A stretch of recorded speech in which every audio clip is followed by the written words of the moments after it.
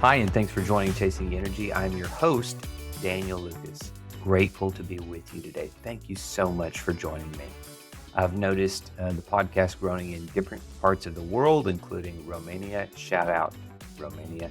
And I have continued to see reviews, which I'm super grateful for those people who say, let me take a second out and just share some thoughts. You can give up to 5 stars on Apple if you like. I really appreciate it, and I'm looking forward to sharing more of your reviews on the air. Biggest update. The website is live. So it's chasing.energy.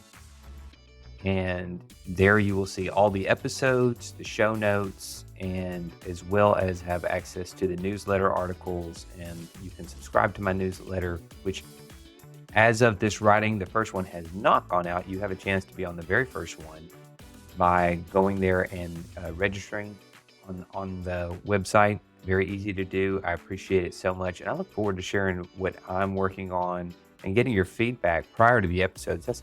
I really want to improve the communication with you as the listener as to what kind of information you're interested in, what kind of topics, so that I can study up and prepare in a way that serves you best.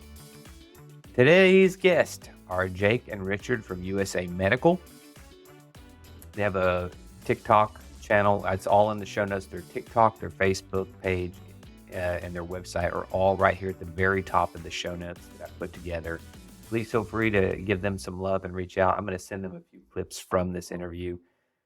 We talk about what holistic health means, and I actually went up and after our interview and looked up the Oxford definition of holistic. It pretty much matches up to what he was saying. I had not heard his definition before. A lot of talk about CBG oil, not CBD, CBG, and why it's unique, why they carry it on their website, and why they consider it to be a bit of a game changer. Ashwagandha and turmeric, and also black seed oil is something that we carry, what we talk about in this podcast. Most of those are carried on their website, by the way. Those are Freudian slip. Some stuff about my cold shower routine in theirs. Different tests for your blood to find out how your health is doing that he recommends. One supplement that I have actually played around with over the last few months that he ended up recommending was inositol, and I believe they are now carrying it on USA Medical. I've been using it to help us sleep a little bit better. It's supposed to help when you're going through, I know they've used it with people like PTSD and whatnot, but apparently it's good for your neural pathways. So a lot of talk about supplements on here. Obviously, no coincidence since they have a supplement website. But it's a very free-flowing conversation. In fact, probably one of the more dynamic guests. You can see why they have such a TikTok following, because their charisma and character and showmanship comes across in the interview. They're very charismatic gentlemen. And I feel like they're on the whole, they're definitely trying to do everything they can to help you grow, even though it's, TikTok style content. That doesn't mean it doesn't have value. Last but not least, when I talk about how are we staying in shape, it is interesting to see how, even though I'm a lot older than them, how our sort of routines have aligned. So I hope you enjoy this interview with Jake and Richard. They both had some great information to share. I look forward to sending you the first newsletter very shortly. Please check out the website. I'm so happy with it. And thank you for joining Chasing Energy. Jake and Richard, welcome to Chasing Energy. Hey, Daniel, thanks for having us. Hello. Hey, I'm grateful to have both of you on. This is the first time I've had 2 guests on in a while. Ooh. Kind of excited. Keep it we're excited too. Style. Yeah. So Jake and Richard, you run USA Medical, and you have quite the following on TikTok and Instagram. Why don't you tell us a little bit about how you got started together? Sure. So I actually met Richard, was it about 10 years ago at this point? We met at Hollister. We were both Hollister Register employees. We just sold clothes together. And we went off our separate ways in college. We stayed in touch, but kind of did our separate thing. He was an English major. I was a digital media major. So I was in television, and I was in, marketing and advertising and that kind of stuff. And I ended up working for some big corporations for a couple years outside of college. And then what ended up happening was at kind of the beginning of the COVID era, my job with I was with Fox Sports at the time. It became very different and very stressful. And I wasn't. We talked before that we don't have a lot of vices. I didn't really drink a whole lot. I didn't really smoke anything. I just kind of went through my day, as sober as can be. And I was stressed. I was stressed every day, all day with this job. And I ended up meeting very randomly a investor who was all in on CBD. He had anxiety, he had paranoia, he had tried CBD, he loved it, and he wanted to invest in CBD. So he made me try it. I tried it and I was like, wow, there's something here. It reduced my stress for the first time, at least a little bit, and I really wanted to figure it out. So the long story short here is we started this company about 2 years ago. I reached out to Richard because I knew he was looking for work, and he reached out to me at one point about working together, and we got together. I said, let's see what we can do with this, and we just spent the last year kind of figuring out how to make the best supplements possible, the best holistic herbal supplements, and a lot of R&D into actual lab tests and actual certifications and actually figuring out if things work or don't work, and not selling things that don't actually work, Can you give me an example of something where you said this doesn't work and we're not going to carry it as part of Oh my gosh. Yeah. I mean, well, like a great example is like vitamin D. And I think that is a very controversial example for a lot of people because a lot of people take vitamin D. A lot of over-the-counter vitamin D is actually D2, which is not what your body makes or wants. Your body wants D3. And there are some over-the-counter D3 supplements, but again, those are synthesized in a lab, and those are very different when it comes to how your body handles it versus actually making it from, sunlight or ingesting it from like food, like mushrooms, eggs, fish. So vitamin D is an example of one that I just won't carry because there's not enough research to prove that it actually works, when you're taking vitamin D internally. Again, if you have a doctor's note or whatever, I'm not trying to, steer anyone away from their vitamin D. But for what we sell, it's just, things like magnesium. Okay, our bodies need magnesium. So that's why we sell magnesium. Okay, CBD. I have used it. Richard's used it. We've tried it. We know it works. We sell that, We talked about some other things like ashwagandha and CBG, which I'm sure we'll get into. But so the last year has just been figuring out what works, what are actual holistic supplements, what that actually means, and then how to market that and say, hey, we're not just trying to sell you a supplement. We want to actually be in your corner, figure out who you are, figure out how to actually help you, and then recommend supplements that we think might help, and go from there. So let's start there. Let's talk about what does holistic supplements mean to you? Mm-hmm. So the word holistic, in my opinion, is like everything. It is involving your breath. It's involving your heart. It's involving your digestive system. It's everything. So when I say holistic supplements, we're looking at supplements that don't just do one thing, right? If you take creatine, well, creatine is for one specific use case. If you're a bodybuilder and you want to increase the amount of water in your muscles to, look bigger, that's one use case. That's what it's for. It works for that thing, but it's not necessarily holistic. It's not doing other things in your body. Whereas magnesium, right, is used for over 300 different processes in your body. Over 300 enzyme reactions need magnesium. Your cells need it, like the mitochondria in your cell. They need magnesium to create energy. So that's what I kind of mean in the sense of holistic supplements, things that do more than just one thing. They're going to benefit your breath, going to benefit your heart, going to benefit your body in different ways. Okay. Compounding effect, if you will. So let's talk a little bit about with your following, what is the most common question that you find yourself answering over and over and over? How do I get better sleep? That's the number one question. How do I sleep better?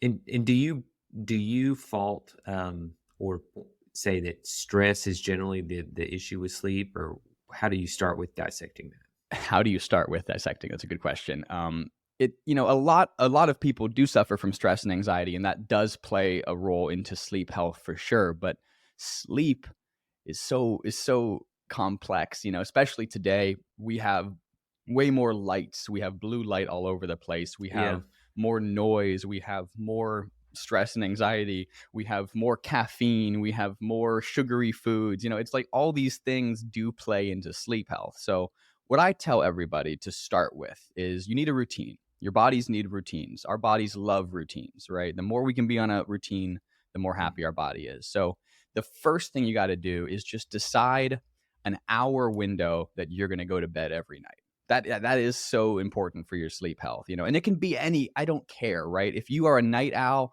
and you say between 2 and 3 a.m., okay, fine. You say 9 and 10 p.m., okay. Just keep it the same every day. And that is going to be instrumental in actually getting your body on a routine and that habit of sleep. Right. So that's number one, but we can talk about sleep for hours if you want. Oh yeah. I love talking about sleep. I think it is, in terms of staying healthy, I think it is one of the most underrated tools to have in your arsenal, because it is incredibly difficult to train consistently and have a good demeanor in life if you are suffering from bad sleep. As one of my statements on this podcast is, it's hard to feel joy if you haven't slept in 2 days. Mm-hmm. Right. Yeah, I totally agree with that. And also, like, when it comes to sleep health, like, even if you sleep well, even if you get a good night's sleep, but you didn't actually recover, you didn't get the right amount of deep sleep or REM sleep, you can feel it, right? Your brain is foggy and you're groggy, and same thing, you're just not happy. So there's so much complexity to sleep health. And we talked a little bit about magnesium for sleep health, and I'd love to get into that a little bit later, but things that can help relax your body and keep you asleep. You said you sleep for 5 hours and then you wake up. That's a very 5 would be common great. thing. It's more like 4, 3.5 or 4. Yeah. It's so common. We hear that over and over again, but there's so many things that influence that. Yeah, there is. And look, I'm at like 6 months with my Aura ring here, and I will say, if you have, there's an old statement that anything after your first drink, you're borrowing tomorrow's happiness for today. And I will tell you, if you wear an Aura ring, it becomes very, very obvious the days, especially as you get older, the days that you have more than one drink, the impact that it has on your sleep becomes very obvious. The data's right there. Whether it's, and the same goes for like eating a big meal right before you go to bed. You're 100% right. It just doesn't sit well. The consequences, by the way, it's so impressive that you two gentlemen who are way ahead of your time in terms of what you're researching, what you're accomplishing, because I abused my body big time for my career, for growth, what I thought were the right reasons.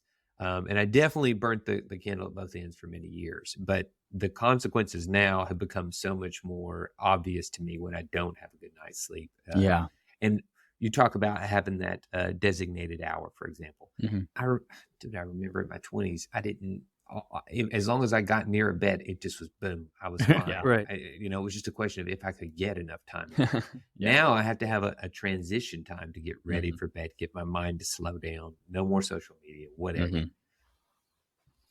I think for me, a lot of like not being able to fall asleep at night is just thinking about my business or thinking about social media comments or thinking about TikToks or whatever. It's like getting in that mindset of, when I say have an hour you go to bed, the reason I make it an hour is because there should be some time to like really wind down, really put your phone down, really stop thinking about the day. My boss calls it quiet mind hour. He just wants his mind to be completely quiet for that hour. And there's a lot of truth to that.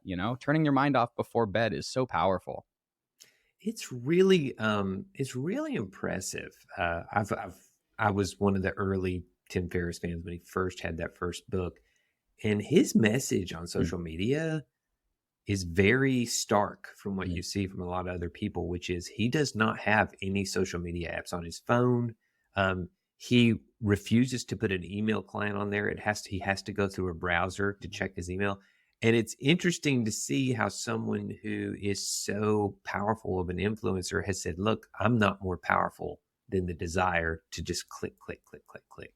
Yeah. So it inspires me as someone who struggles with it and says, what is the right amount about? And I'm a parent, by the way, so I'm constantly telling my kids, hey, while we're together, I expect you to put that phone away. Yeah. And I have to practice what I preach. I have to put my phone away as well. So it's inspiring to see even influencers say there's only so much control we have over this, and then we have to back off. Yeah, Yeah, if you think 100%. about it too much, you're burning the candle at both ends almost. Like as much as Jake kind of like when the business operates a lot through social media, there is that kind of mindset of like, okay, well, like I've seen Jake do it, especially like, if we're hanging out and stuff. Like he's like putting his phone down for the day, and like it's like, all right, like this is I this is too much now, right? Like we'll pick up tomorrow, Well, 'cause there's a otherwise it's awkward. balance between like responding to comments and being helpful and like actually being involved in those videos. And people have all kinds of questions, right? So there's a balance between responding to comments and then being obsessed with the comments, because I can get obsessed with them. I get 1,000 comments in a day. I want to read them all. I do. I want to see what people are saying to me, but it's like, no, I can't. I can't spend 5 hours reading comments. I have to just put the phone down and, be my own person. Right. Okay. So do you have some rules in place for how you delineate those two parts of the dichotomy of the business you, the personal you? I've actually integrated a lot more recently. 2 years ago, I thought it was more beneficial for the company if I really separated it. And it was like, okay, I have business Jake hours and I have personal Jake hours. And like, I really kept those things separate. Whereas now it's almost better for me if I'm like available at all times, but I only spend, the amount of energy that I feel is required at any given time. So what I mean by that is like, if I want to go to the gym at 2 p.m., I'm just going to walk away from my computer and go to the gym. I'm not going to I don't have any problem with that. But when I'm walking to the gym, I might be texting, with clients, or I might be having calls, or I might be on TikTok or whatever. So it's like, I just try to go about my day and live my day normally now. And my business has kind of become just part of the day. I am responding to comments or being online just at the times that it feels appropriate for me. But my question is, when do you say I can't check on this anymore? How do you delineate when it's time to shut it off or whatever? Do you go by the time of day or? Yeah, I mean, I guess I really am like pretty active all day at different times. I mean, that hour before bed, I think, is really when my phone goes away and when I'm not looking at anything at that point. But pretty much from sun up to sundown, I will probably see comments and see texts and stuff. Just because, like, again, it's better for me to be involved with the customers and Yeah, you're in growth mode. You and yeah, Richard are growing, 100%. Yeah, and a lot of people have time to text at night, right? So like after they get off work, 6 p.m., now they want to text and now they want to comment. So it's like, I do want to be available for them at their convenience. So like you said, it is growth mode. And, at this point, I don't really have a clock that I'm turning on and off when it comes to being online other than that hour. You guys are really good at going into details. Good is in the Details, the podcast where we invite experts on to learn what we didn't know in the spirit of Socrates, hosted by Dr. Gwendolyn Dolsky and Rudy Salo. We are really in control of our experience, right? You can follow people and make you feel bad about yourself. You can follow people and make you feel good about yourself. That's a great question. I think, this year. She loves that. So you know what? Okay, so I'm going to jump into this family squabble here. Please. And I mean, I might even push back a little bit. It's so much fun to talk to both of you. Our conversation always goes somewhere that's like unexpected and really fun. Find Good is in the Details on Apple Podcasts and wherever you get your podcasts. That's good. That's good. Okay. Well, let's pivot a little bit. We had started our discussion on this, and I was uninformed. I would love you to inform us a little bit about what CBG oil is. Sure. I'll give the really short explanation, and then we can get into more details if you would like. But CBG comes from hemp, also cannabis, but ours comes from hemp. And in a young hemp plant, the only cannabinoid that exists, the only cannabis molecule is CBG. As it grows, it becomes CBD, it becomes THC, CBN, every other cannabinoid that we've learned about, right? It becomes that. But CBG is that stem cell. It's that mother cannabinoid. Right. So you start with CBG. When you extract CBG from young hemp plants, your body makes cannabinoids too. They're called endocannabinoids. And some of them, one of the famous endocannabinoids is called anandamide. That's the thing that triggers dopamine and serotonin in your brain. Okay. So they're all neurotransmitters. They're all things that make your brain do things. So when you ingest a phytocannabinoid, a cannabinoid from hemp, it's going to mimic what your body already does. Now, CBG is that stem cell cannabinoid. It's that mother cannabinoid.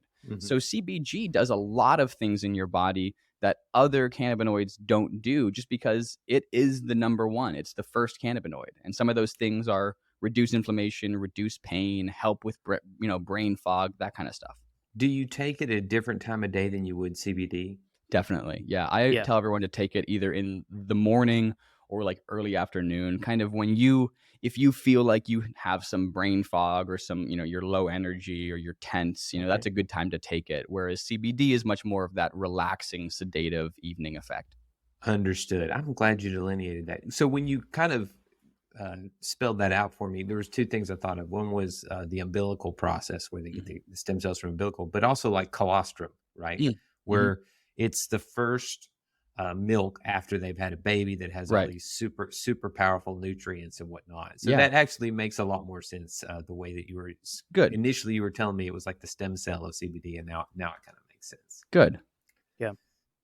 So I always ask my guests, what are your 3 go-to supplements? But I'm going to hit you with a curveball after you answer that question. I can't wait. Sounds good. Yeah. Okay. So our top 3, I think, are at least selling wise, our top 3 sellers are CBG, magnesium, and ashwagandha. Turmeric is a close number 4, but all of these supplements are very much revolved around stress and energy and anxiety and sleep, right? All of these things kind of do similar. It's a good market to be in. It's a great market to be in. But like I said, all these things are stuff that we sell because we believe in it. Me and Richard take all of these supplements. We're not just peddling things. So yeah, it definitely is a good market because people need help with it. Okay, so those are your top 3 selling ones. So here's the curveball I was going to say was, what are your 3 supplements that you don't sell that you use? Black seed oil is one of our favorites, as far as immune black function seeds goes. is from what? It's from the black cumin seed. Oh, okay. Yeah. All right. Yeah, black so seed oil. And what do you take that sublingually, or just put it in It's not water? sublingual. You actually just take it. You just ingest. I actually have some right here on my counter. It's an immune modulator. So what it really does is it boosts white blood cell count and it helps your body to fight disease. Interestingly enough, the Prophet Muhammad actually said that the black seed is a cure for every disease except for death. Is that true? Maybe. But it's interesting enough that it's been talked about since the time of, the prophets and such. It's a very old medication. So I love black seed oil for immune function. Shilajit. Have you heard of that? No, this is a good learning call. Yeah, there we go. Shilajit comes from the Himalayas. It's in the mountains. It's basically a black sludge of hundreds of thousands of years of decomposition. And the idea is a small amount of this Shilajit has hundreds of thousands of years worth of fungus and plants and things that have decomposed. So you take very, very small quantities of it and very infrequently. I might take it once a month. And what do you notice when you take it? Energy. It's almost too much. Like when I say I only take it once a month, it's all these micronutrients that might not even exist in the world anymore. We don't even know what these plants are. It's just a sludge. So what's your source for that? So you're not getting snake oil. That's a great question. It's very hard to find good Shilajit. Nothing on Amazon is worth buying. I have a guy I know in the Himalayas he has a family friend who goes up and actually makes this stuff. I have asked them to source it and sell it on my website, but they don't make enough to do large sales. He's got a guy. Yeah. I got a guy. He's got a guy. Yeah. All right. So that's 2. What's your third? 2. And black seed, Shilajit, and let me think, what would be a good number 3 to say? Because we do take different stuff. Richard, do you have a supplement? I generally tell people, what is something that you, in the last 3 to 6 months, you have went to someone else and said, you got to try this. Richard, do you have anything you want to say? Man, I would say ashwagandha, but ashwagandha's kind of become popular. A couple months ago, ashwagandha was it's popular enough. Honestly, is there a particular form of ashwagandha or that you recommend, or? So that's a great question.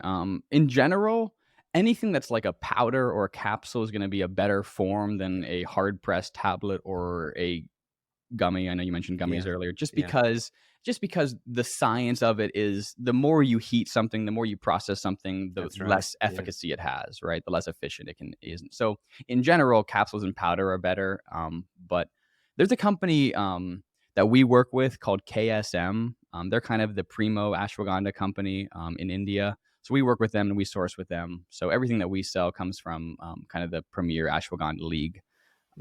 But man, I'm really struggling with my last answer here. I got there's so many good supplements. I would say apple cider vinegar.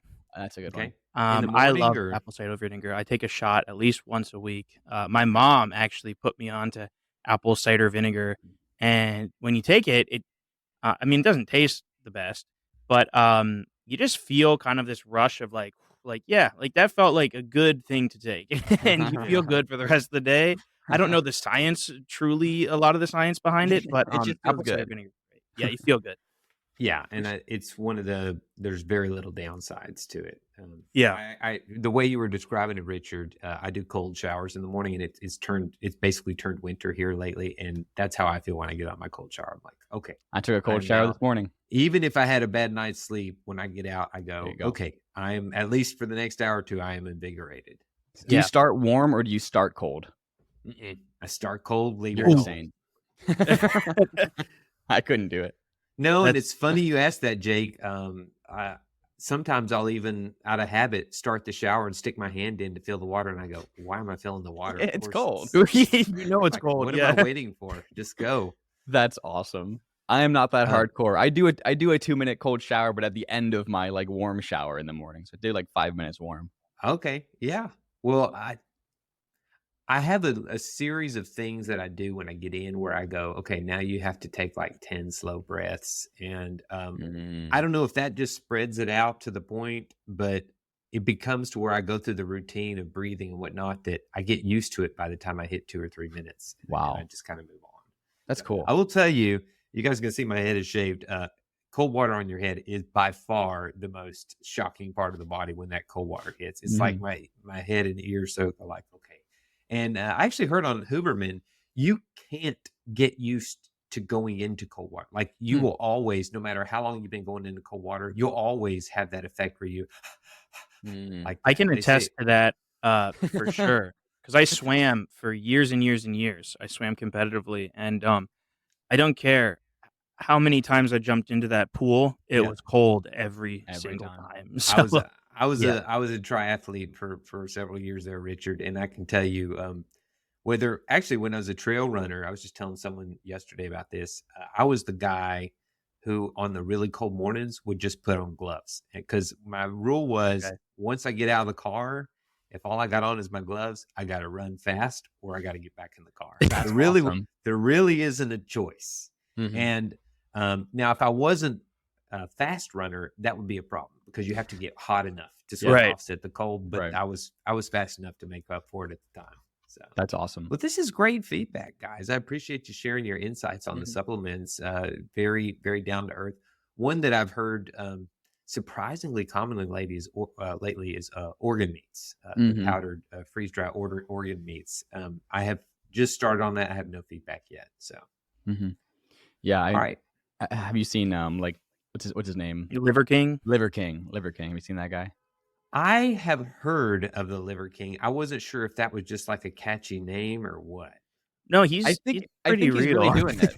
Yeah, I get the concept behind right. The idea that he kind of pushes is that if you're eating parts of organs of bigger animals like an ox or something like that, right? That in some way is adding to your own strength and increasing the part of your body that you're eating is also increasing the health of your body, right? Like if you eat a heart, it's going to improve your heart, right? Yeah, it's going to, Yeah. And if you eat like an ox heart, it's going to improve your heart to make you as strong as like an ox. That's that's what they're saying. I mean, I'm sure it's good for you. It sounds like it would get you a great number of followers. Mhm. I'm not anti organ meats. If you can eat a liver, more power. And by the way, I can swallow some pretty nasty healthy stuff. I mean, I put myself in the upper echelon, But when it comes to sitting down and eating an actual liver, Mhm. I will tell you, man, I have never finished one and not thought that was just absolutely disgusting. Yeah. I mean, I've tried soaking it in milk and everything, and I was just like, I'll just take the supplement. Are you That eating it was one. raw or are you cooking it? No, I cooked it. I bought like I think at the time I had bought a cow, and I told him I want the heart. Mhm. Actually, heart wasn't that bad, but like the liver and stuff, whew, Mhm. oof, My that minerally taste, man. my Oof. housemate will just eat raw liver sometimes. I don't know how he does it. I can't do it, Hey, more power to you, man. right? More power to you. Yeah. So give me a little bit in terms of do you ever steer people, like what type of nutritional protocols do you kind of have at a high level? Yeah. So I always tell people that blood work is the most important thing we can do for understanding our bodies. There's Mhm. no way to have visibility into your health without blood work. And there's a great test that every doctor's office has. It's not covered by most insurances. It's like $300, but it's called the Nutra Eval test. And it tests every single macro and micronutrient in your body. So you get a full panel of just like, Oh what man, are my levels? You know? that's good to know. I wish I'd had my blood. I had my blood drawn today. I should have asked them that. I didn't know to ask them that. I did know. I Right. mean, they're becoming very popular. They're not particularly cheap. The internet versions of Yeah. I think Everlywell is a company online that does a lot of Yeah. internet testing. I've used them before, but if you don't want to pay any money, you can also see your doctor and say, "Hey, I'd like to know specifically my magnesium, specifically my copper," and ask for specific tests, and they can absolutely order those tests, and that's usually covered by insurance if you don't want the full thing. But just Okay. having tests, and then once you get a test, let's say, okay, you get a test, my magnesium is low, we start to try to fight that. Get another test in 5 months, 6 months, right, and see, okay, where am I at? Is what I'm doing working or not? Because I think we like to think things are going well or think things are Oh, there's benefiting placebo us, effect. Yeah. right? And that works to an extent, but we need to actually know, okay, are these things improving my health or not? So blood work is the only way we can do that. I love that answer, Jake. That is a great answer. So, in terms of, tell me some in the last year, what are some changes you've made to your diet specifically? Yeah, man. I mean, I have put a huge focus on just cutting out fried foods because that's we love fried foods. I mean, at least I do, and especially I grew up in Erie, Pennsylvania with Richard, and we're a bar town, man. We're drinking beers and Yeah. eating wings and Yeah. you know what I mean? So it's like getting rid of fried food is like, wait, that's everything I like to eat, So I will tell you, I'm on the other side of that. I don't ever eat fried food, and Mhm. what is great about it is it becomes harder and harder to tolerate it the longer you've been away from it. So if you were to lapse after, say, 6 months and go in, Mhm. you're going to feel it when you eat those type of foods. What And about I've you, heard that. Richard? Yeah, I think my biggest thing within the past year is probably just eating more like organic, grass fed meats, things like that. Staying away from processed, and that's really hard to do.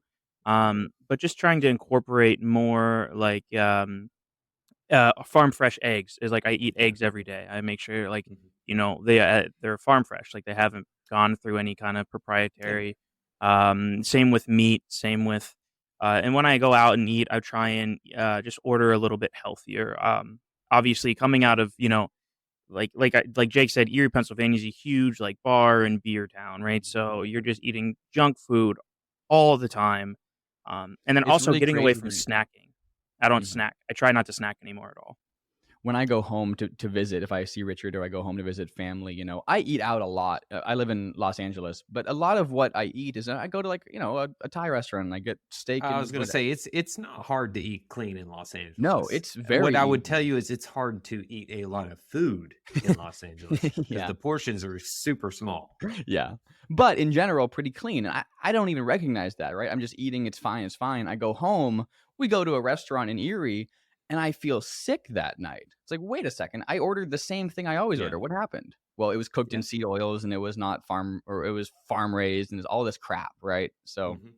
yeah, I mean, the changing your habits from being just like what I want to eat versus like what is correct for me to eat. That's been the hardest thing I think for both me and Richard. You two kind of hit on something that I really struggle with, which is telling people that if you are going to change your persona in terms of health, like you want to get to the next level, whether you're morbidly obese or you're sort of out of shape or whatever, you have to start by redefining who you are and who you hang out with and where you meet, because it becomes this thing where you're like, well, the only time we meet with the guys and we play trivia, we're always eating wings and beer. You've got to redefine how is that going to work with your new lifestyle. Your partner at home may say, no, we eat pizza every 2 nights a week. You've got to start at those points where you go, okay, I know that has been me historically, the guy in Pennsylvania who goes to the pubs because that's what we do.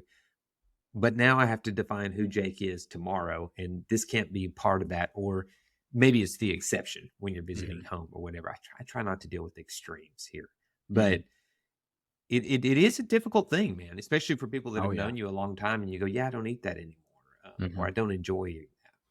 Yeah, my 2 friends here in LA will give me the most crap for not eating Chick-fil-A anymore. I don't want Chick-fil-A anymore. I'm done with it. It's fried. It's not good for me. I'm done eating it. But they give me the most. Like, come on, man. It's Chick-fil-A. It's God's chicken. We're not gonna go eat some God's chicken. I'm like, you can't do that to me. We're done with that. Well, they got grilled options. They got some good salads there too. But there you go. In terms of fast food, it's probably about as good as you get. But in LA, they have a lot better options. Yeah. That you can get in and get out and get some great wholesome foods. Oh yeah, definitely.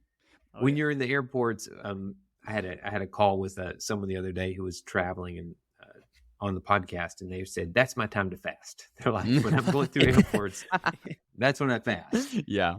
The airports are tough, man. Absolutely, man. So tell me a little bit about what about any training that you do fitness wise? Can you tell me a little bit about what your routines look like? Yeah, I'm such a big fan of yoga. I was an actual bodybuilder when I was in college, trying to do shows for just my local region, and I was like the least healthy ever, right? I was just eating disgusting food. I was putting on weight constantly. I wasn't even working out well. I'm just throwing weight around and trying to, do more and more weight. And I injured myself really bad. I ended up, from working out, I injured my shoulder and my subscap really bad. And then I actually also broke my hand skiing around the same time. So I was just a mess, and I had to stop bodybuilding altogether. And to get back into working out kind of a year later, I did yoga. I was like, let's just see what this thing is, just to stretch and move or whatever. And I ended up like building the most muscle and losing the most weight and like looking the best just from doing yoga. And I was like, what is all this? And it's because of just how much muscle activation there is involved in yoga. I'm assuming you mean like power yoga. Yes, like power yoga. Yeah. Because there's a lot of different forms and whatnot. It doesn't surprise me at all when you bring up the bodybuilding thing, because I think when people see the influencers on Instagram and whatnot who are really just trying to peak out, you might get these questions. Are you 3% body fat? And I have to explain. I was like, do you understand what 3% body fat is like to walk around with that level of it's you're exhausted. Your body, your brain is in a mess. Your body's in a mess. You're not supposed to hold that. No. And when these celebrities have a shirtless scene, they have to plan that shirtless scene out a month ahead of time. And then when they shoot it, they have to just basically sit in their trailer the rest of the day and start eating and drinking again to get basically hydrated. So there's so much that people are influenced these days. I know this is a common discussion among women, but of, what people see and what's expected. But when it comes to the shirtless men, you don't hear a lot of, it actually takes a whole month of like starvation and recovery and all this to hit that 1, 2 or 3 day window where they have to get those scenes shot sequentially. And even then, you need so much lighting and so many angles, and you know what I mean? Like, I can take a great looking picture in the gym with the lights and it's all, and I have the pump. But once I get home, the same picture in the mirror is like, wait a second, where'd all my muscles go? It's like the lighting and the angles are so much involved, as well. So it's like measuring yourself up to social media or to any kind of movie is just ridiculous. It's so funny how your own perception of yourself changes, because when I'll agree, when I'm in the gym or when I'm lifting and you see yourself in the mirror, you go, oh, that's a pretty fit dude there. And then if I eat a large meal the next day, I'll be like, dude, I feel like I'm fat. I feel like I've put on 15 Right, pounds right. since and that was me this morning in the Yeah. gym. Mhm. It's just so much of your brain is involved in that image of your perception of how well you're doing. Mhm. Yeah. That's, the internal shame mechanisms are hard to Oh, turn off. 100%. Yeah. All right. So tell me a little bit about your morning routine. Sure. When I wake up in the morning, I go for a walk right now. That's just kind of been my up and out move. I always hate it. I always hate trying to get myself out of bed and trying to get onto the walk and start moving. But once I am walking, I feel great. For me, there's just been nothing else that is kind of a workout that I am able to do consistently in the morning. I don't feel like working out in the morning. So the walk has always been the way to kind of just get me moving. I can sympathize with that, Jake. So you said you set an alarm, or you have an hour window where you go to bed. Are you pretty consistent about when you get up? Yeah, I mean, I typically will just kind of wake up naturally around 8-ish a.m. That's kind of when I wake. My alarm is always set for 8:30, but I'm usually up before then. And if I'm not up by 8:30, it's going to be a groggy day. If I sleep to the alarm, it's going to be a groggy day. But yeah, most days I'm in bed between like 11 and midnight, and I'm up by 8. Yeah, and that walk, it's a multifaceted benefit because there's a lot of science now that 10 to 15 minutes of sun exposure early in the day sets your Oh, yeah. melatonin for the day. It sets your energy levels. Oh, yeah. And in LA, there's no shortage. Right now, Yeah. here in the South in Tennessee, the sun does not even, you really can't get sun till like almost 9 o'clock, and then it's down by 6. Yeah, So it's crazy. you gotta get it in while you can. Yeah, but what you just said is so important. The sun exposure. Everyone is so afraid of the sun, right? Like I have hundreds of thousands of people who have talked, who've been in my comments and stuff, who have said that the sun's bad for you. Stay away from the sun. Use sunscreen. It's like, no, get outside for 10, 20 minutes. Yeah. Get that sunlight. Improve. The like you dose is said, the poison, melatonin. man. The dose Yeah. is the poison. Yeah. I mean, there's more people die of overhydrating than dehydration. I mean, it's called hyponatremia. Mhm. But the point of that is even with water, which is essential, the dose is the poison. Yeah. So get out there and start. We're not telling you to get sunburned, but get some sun exposure. No, but get some sunlight. Yeah. Also, start taking stock of how you feel when you've been indoors all day. And if you're anything like me, I feel like I've lost my sense of when bedtime is or isn't. 100%. And I'm rarely am I a joyful person if I haven't been outside for a day. I mean, I can think of 1 or 2 job roles where I worked in a basement, and I told them after a month, I was like, "You got to transfer me out of here. This is Yeah. crazy." Oh yeah. Especially when you're sick, that's one of the biggest things. If you're feeling a little under the weather, get outside once a day. When it's so easy to just want to stay in bed all day if you're feeling poor, but to get outside, to breathe fresh air, to get sunlight when you're not feeling well is so important. And I tell that to everybody all the time. Yeah. So it's funny you say that, Richard. We were talking about coffee, I think, prior to the podcast. And my rule, if I feel like I need a cup of coffee after I've had my 2 for the day, is, well, you can have it, but you have to go outside and walk for 20 minutes. That's first. awesome. I like And that. I have never come back to my office and said, I still need that cup of coffee. That's I mean, awesome. if I have, it's rare. But just movement, it gets me out of the fog. It's kind of like how one of my vices is, if I'm really bored, I'll start looking through my cupboards and I'll be like, I need something. And I'll be like, you're not hungry. You're just bored. Give me a break here. I do the So same thing. One of the things I wanted to cover before we ended was you said you had a product that was coming to your market that you wanted to talk about regarding for people with anxiety and OCD. Yeah, there's a product called inositol. It's actually a brain sugar, so it's a sugar alkaloid in your brain.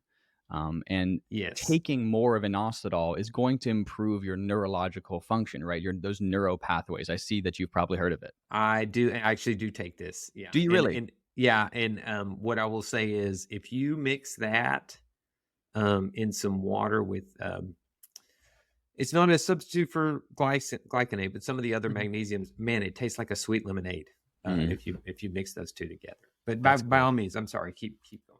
No, that's great. It's just what we know about inositol right now, and there's 2 types. There's myo-inositol and dechiro-inositol, and we're going to have both in that capsule. What it does is it just helps improve your neural pathways, how your brain communicates. And why is that good? Well, if you have an addictive behavior, any kind of addictive behavior, whether it's OCD, whether it's actual addiction, whether it's depression, anxiety, they're repeat pathways. It's how your brain goes around Right. and around in circles. So to get more of that brain sugar in and to try to break up those, the default mode network in your brain, to break that up, that's going to help just get you out of those addictive behaviors and habits. So it's not a cure-all. You can't just take it and hope that you're going to be cured of all addiction, but nothing is. right. Yeah. But using it as an aid when it comes to trying to get out of a type of addictive behavior is very beneficial. I was gonna correct you and say, well, I hear black seed oil is a cure-all, but that has yet to be that has yet to be proven. I'm glad you shared that. It does have some good science behind it, and I have heard that they're leveraging it in some of the PTSD type situations. It has been such a pleasure to connect with both of you. Likewise. Super grateful to help share your message. Is there anything else you'd like to share with the audience? Can I ask you a question really quick, Daniel? I'm very curious. You have incredible teeth. What's your dental hygiene routine? I'm so curious. Oh my gosh, I don't think I've ever heard that before. I'll tell you what's probably the biggest thing. I stopped eating sugar about a year or two ago. Huge. Okay. Yeah. Wow. And it was it's funny because I've always had terrible teeth. Really? I've always been in and out. I've had more root canals than I care to share. Wow. But what I noticed was that kind of like you were talking about the fried foods. It wasn't like I just suddenly got up one day and said, I don't want to eat sugar anymore. It became more and more of, I just started kind of like with people who keep themselves in check on drinking or something. They start taking a bar and going, okay, I feel like crap the next day, which makes it hard to work out. Well, with sugar, what I started noticing was, by the way, I was an ultra runner. So we had an open book on carbs because you're running and you're just burning through so many calories that it's kind of natural for you to start reaching for sweet stuff after a while because you need to hit that carb count. And what I noticed was the consequences the next day and the next day was I would crave sugar at the same time. And then there was this crash. And then I was like, man, this is just not worth it anymore. So just cutting out sugar. Routine, I don't have anything else to share with you. No insights other than that. Well, that's great. That's the advice. Cut out sugar. Great. We can do that. Yeah. It's made such a difference in my life, man. And kind of like we were talking about the fried foods, have gotten to the point like I'll get my son an ice cream or something and I'll have a little bite of it and I'll be like, oh my gosh, I forgot how sweet this stuff is. It hurt. As soon as it hits you, your brain starts firing in high mode. It's, if you ever want to see like what it feels like to hit a drug for the first time, pull up like YouTube videos of kids having their first bite of icing. And they take a step back and they go, oh my gosh. And then they stick their hand in it if they've never had it. Because it is just, that's how sugar hits you. It is such an addicting thing. Yeah. So, there's actually a video I shared in our Facebook group of a 2-year-old having her first sip of Coke. And you can literally see like her brain overloading, right? Just like she goes back and she's like completely, out of her mind for a second. And then what does she do? She goes right back for that next sip immediately. It's addicting, man. It is super addicting, especially when it's got all the caffeine and the burn in there. They've concocted a wonderful thing to keep a very addictive, thing, and it costs like less than a penny to make. How about that? All right, so Jake and Richard, anything else I can help you share today? Well, we would just love to connect with people in our Facebook group. It's totally free. It's private for anybody that believes in holistic health. That's where we just talk. We talk about information. We share our blogs. We share our podcasts there. Anyone that we've done a podcast with, they can come in and share their clips there. So we'd love to have you there and share some clips from your podcast. Man. Happy to do it. Yeah, it's just a great place to connect. So come on over to the USA Medical Family on Facebook, and we'll see you there. USA Medical Family, and then I'm going to put, what's your TikTok? It's just USA Medical. USA Medical. Okay. And then your Instagram, is that the same? USA Medical Family again. Yep. We're either USA Medical or USA Medical Family everywhere, depending on if we got the username or not. Wonderful, man. Well, I appreciate you sharing the message and keep in touch. And definitely. I will give some feedback on the podcast, hopefully by the time this airs, of the products that I've gotten from you. Wonderful. Yeah. We'll get those over to Yeah, you. no, Sure. absolutely. And if you want to send me your just your information, I can shoot you an email and we'll get you set up with some ashwagandha and a sleep pack for sure. All So that good stuff. Before we conclude, Mhm. ashwagandha, Mhm. how did that sort of find its way into do you consider that more of a sleep aid, a stress aid? What is your sort of Yeah. niche for that? So it's a ancient drug. I mean, it's been used in Ayurveda, which is the oldest medical system in the world, for thousands of years. Yeah. Eastern medicine has used it for a long time. What they describe it as, if you were to talk to one of the Ayurvedic doctors, they describe it as a hormone balancer. So above all else, it's going to take whatever hormones you have and help your body to either make more or less of them, right? It's going to help your body clarify. So if you don't make enough melatonin, help your body to make more. If you make too much cortisol and you're stressed, it'll help you make less. So it's really more about hormones, your thyroid and your pituitary gland. Or So some type of regulator enabler. I'm sorry? So it's some type of regulator enabler? Exactly. Yeah. And there's all kinds of research as to that it does this, but how it does this, well, we're still trying to figure that out. Okay. Well, wonderful, man. Well, I appreciate your message, guys. Keep in touch, and we'll have the notes for everyone to connect in the show notes. Perfect. Thank you so much, Daniel. I appreciate your time. Thank you, Richard. thank you. Jake. Yeah.